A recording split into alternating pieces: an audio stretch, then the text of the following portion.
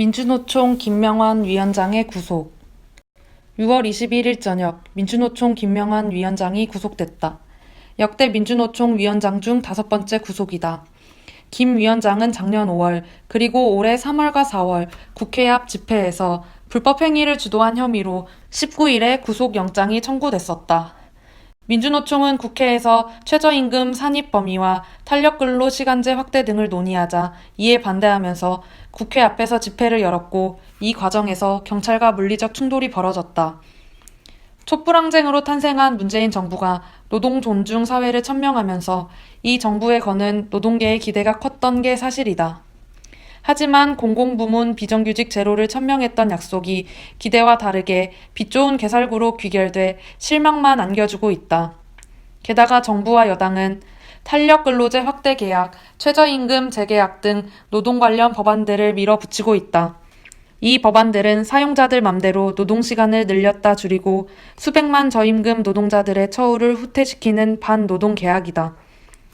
따라서 민주노총이 노동자들을 대변해 계약 입법을 중지하라고 요구하며 투쟁한 것은 지극히 정당하다. 김 위원장이 주도한 세 차례의 민주노총 집회가 왜 벌어졌는지 그 배경부터 봐야 한다. 문재인 정부가 노동 존중 사회의 약속을 지키려면 그에 걸맞은 정책을 입안하고 시행해야 한다. 하지만 청와대와 여당은 말만 앞세웠지 정작 정책은 정반대로 역행했다. 최저임금 산입 범위와 탄력근로시간제의 확대는 노동 존중이 아니라 경기 부진의 책임을 노동자에게 떠넘기고 일방적으로 희생을 감수하라고 강요하는 반노동 정책이다. 정부와 여당은 노동 현안에 대해 사회적 합의라는 미명 아래 짐짓 뒷짐만 진 채 책임을 회피해왔다.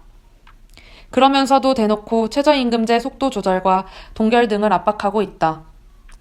김 위원장이 주도한 민주노총 집회와 국회 진입 시도는 노동계약에 대한 항의의 표시였다. 노동자의 이해관계를 대변하는 지극히 정당하고 상식적인 투쟁임에도 불구하고 급기야 민주노총 위원장이 구속되는 사태가 벌어졌다.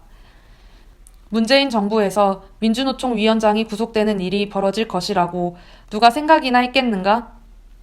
민주노총 대표의 구속은 문재인 정부가 촛불정부와 노동 존중 사회를 포기하고 친재벌 정책으로 되돌아섰다는 것을 명확히 실증한다. 청와대와 민주당이 뭐라고 변명을 둘러대건 본색을 가릴 수 없고 책임을 회피할 수 없다. 청와대와 여당이 가뜩이나 소원했던 민주노총과의 관계가 더 악화되지 않을까 우려한다는 보도도 있던데 가당치 않은 소리이다. 민주노총은 22일 청와대 사랑채 앞에서 노동탄압 규탄, 구속자 석방, 노동계약 저지 결의 대회를 열고 김 위원장을 구속한 데 대해 강력히 규탄했다. 민주노총은 24일부터 전국 동시다발로 노동탄압을 규탄하는 촛불 집회를 여는 한편 24일 기자회견을 열고 김 위원장 구속에 대응하는 투쟁 방침을 발표한다.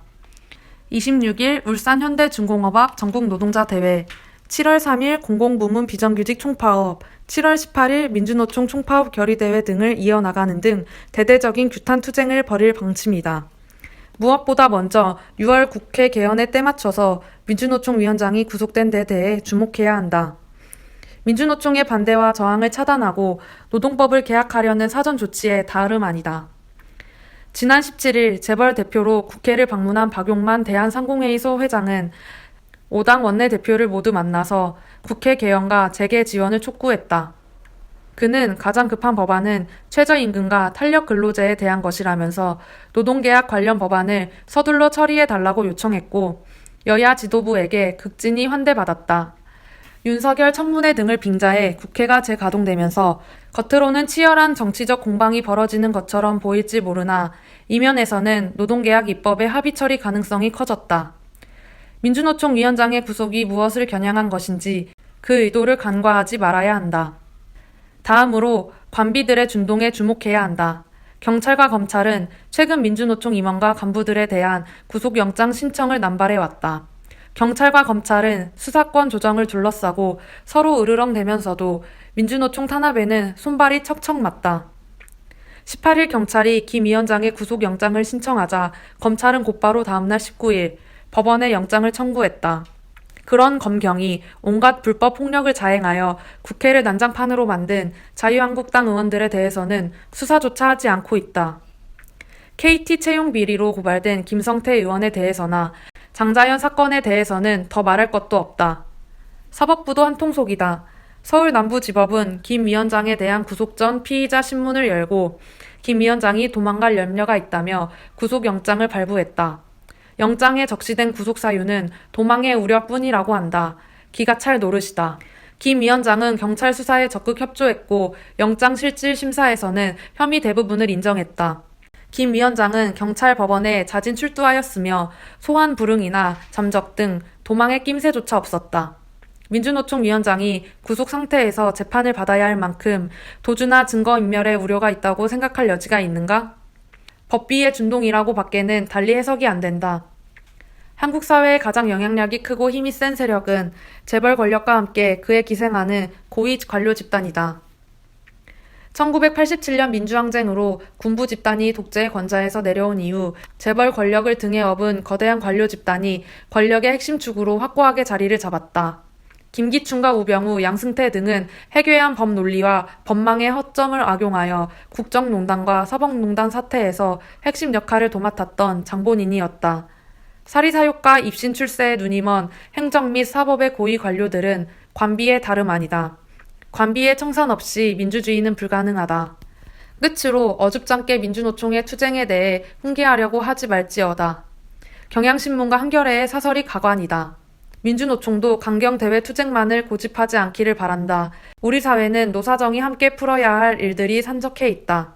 그 첫걸음은 경제사회노동위원회 등 사회적 기구의 참여를 통해 대화를 시작하는 일이다. 분하고 억울하다고 정의투쟁만 고집하는 것은 누군가가 바라는 일일 수 있으나 국민들이 원하는 일은 아니다. 민주노총 역시 여론 지형이 그다지 우호적이지 않은 현실에서 강경 일변도의 투쟁만으로 국민의 공감을 얻기가 쉽지 않음을 엄중하게 인식할 필요가 있다. 지금은 안팎으로 노동 전환의 압박이 몰아치는 시기이다. 노정 관계의 파국을 막지 못하면 양쪽 누구도 바라지 않는 상황을 맞을 수 있다. 대화의 의지를 내려놓지 말아야 한다. 우리 속담에 때리는 시어머니보다 말리는 시누이가 더 밉다는 말이 있다. 위하는 척하면서 중불나게 나서서 은근히 훈계하는 식의 언설은 그만두라. 이제 그런 수작에 속아 넘어갈 노동자 없다. 진보를 자처하면서 결정적일 때마다 양비론으로 물타게 하는 것이야말로 가장 비열한 짓이다.